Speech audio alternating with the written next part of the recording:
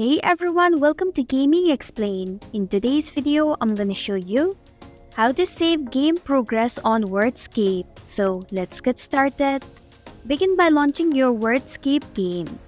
Then tap on the gear icon at the bottom right corner of your screen.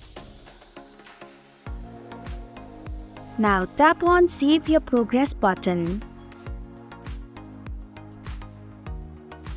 You need to sign in with Facebook to save your progress and play on multiple devices.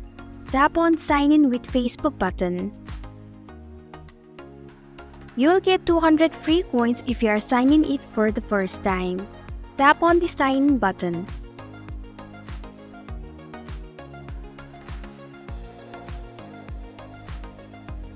Then tap on the Continue button. And this is how you can save your game progress on Wordscape. Thanks for watching Gaming Explained. If you like this video, hit the like button and drop a comment with any questions or feedback. If you are new, subscribe and click the bell icon to stay updated on the future videos.